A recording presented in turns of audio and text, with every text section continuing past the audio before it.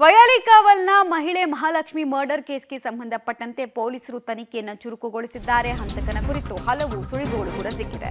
Details ಬಂತು ನೋಡಿ.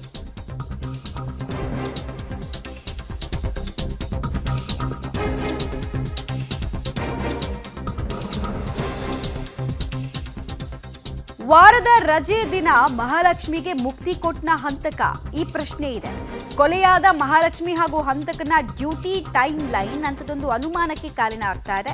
September 1, 2, 3ರ murder ಮಿಸ್ಟ್ರಿಯ exclusive ಮಾಹಿತಿ ಲಭ್ಯ ಆಗ್ತಾ ಇದೆ. ಸೆಪ್ಟೆಂಬರ್ 3 ಅಥವಾ 4ನೇ ತಾರೀಕು ಮಹಾಲಕ್ಷ್ಮಿ ಹತ್ಯೆ ಆಗಿರುವಂತಹ ಸಾಧ್ಯತೆ ಇದೆ.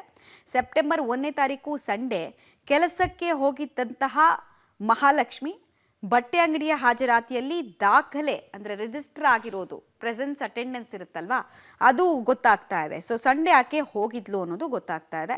ಇನ್ನು ನೆಕ್ಸ್ಟ್ ಡೇ ಏನು ಕತೆ ಹಾಗಾದರೆ, ಆ ಪ್ರಶ್ನೆ ಕೂಡ ಉದ್ಭವಿಸುತ್ತೆ. ಸೊ ಅದನ್ನು ಕೂಡ ಟೈಮ್ ಲೈನಲ್ಲಿ ಮ್ಯಾಚ್ ಮಾಡುವಂತಹ ಕೆಲಸವನ್ನು ಪೊಲೀಸರು ಮಾಡಿದ್ದಾರೆ. ಸೆಪ್ಟೆಂಬರ್ 2ನೇ ತಾರೀಕು ಸೋಮವಾರ ವಾರದ ರಜೆಯನ್ನ ಮಹಾಲಕ್ಷ್ಮಿ ಪಡೆದುಕೊಂಡಿದ್ಲು, ಅಂದರೆ ವೀಕ್ ಆಫ್.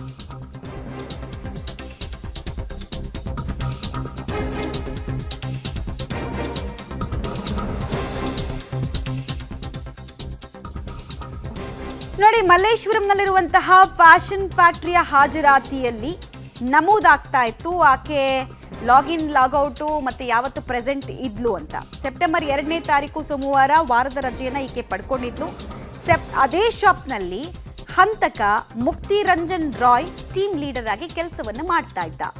ಸೆಪ್ಟೆಂಬರ್ 3ನೇ ತಾರೀಕು ಇಬ್ಬರೂ ಕೂಡ ಕೆಲಸಕ್ಕೆ ಬಂದಿಲ್ಲ. ಸೆಪ್ಟೆಂಬರ್ 3 ಅಥವಾ 4ನೇ ತಾರೀಕು ಮಹಾಲಕ್ಷ್ಮಿಯನ್ನ ಹತ್ಯೆ ಮಾಡಿರುವಂತಹ ಸಾಧ್ಯತೆ ಇದೆ. ಈ ಶಂಕಿತ ಹಂತಕ ಮುಕ್ತಿ ರಂಜನ್ ರಾಯ್ ಇದೇ ಫ್ಯಾಷನ್ ಫ್ಯಾಕ್ಟರಿಯಲ್ಲಿ ಟೀಮ್ ಲೀಡ್ ಆಗಿ ಕೆಲಸ ಮಾಡ್ತಾ ಇಲ್ಲ, ಅಂದರೆ ಬೇಸಿಕಲಿ ಮಹಾಲಕ್ಷ್ಮಿಗೆ ಹೆಡ್ ಆಗಿ ಕೆಲಸ ಮಾಡ್ತಾ ಇದ್ದ ಅನ್ನೋದು ಗೊತ್ತಾಗ್ತಾ ಇದೆ. ಸೊ ಆತ ಕೂಡ ಅವತ್ತು ಬಂದಿಲ್ಲ ಕೆಲಸಕ್ಕೆ, ಮಹಾಲಕ್ಷ್ಮಿ ಕೂಡ ಬಂದಿಲ್ಲ. ಸೊ ಈ 2 ದಿನಗಳಲ್ಲಿ ಒಂದು ದಿನ ಈಕೆಯನ್ನ ಕೊಂದು ಮುಗಿಸಿದ್ದಿರಬಹುದು ಅನ್ನೋ ಅನುಮಾನ ಆಯಾಮದಲ್ಲಿ ಸದ್ಯಕ್ಕೆ ಪೊಲೀಸರು ತನಿಖೆಯನ್ನ ಮುಂದುವರಿಸ್ತಾ ಇದ್ದಾರೆ. ಹಂತಕನಿಗಾಗಿ ತೀವ್ರ ಶೋಧ ಹಾಗೂ ಸಸ್ಪೆಕ್ಟ್ ಯಾರು ಇಡೀ ಕೇಸ್ನಲ್ಲಿ ಅನ್ನೋ ಪ್ರಶ್ನೆಗೆ ಬಹುತೇಕ ಉತ್ತರವನ್ನ ಕಂಡುಕೊಂಡಿದ್ದಾರೆ. ಮಹಾಲಕ್ಷ್ಮಿ ಕೆಲಸ ಮಾಡ್ತಾ ಇದ್ದಂತಹ ಕಲಿಗೆ ಆಕೆಗೆ ಮುಹೂರ್ತ ಇಟ್ಟಿದ್ದ ಅನ್ನೋದು ಗೊತ್ತಾಗ್ತಾ ಇದೆ.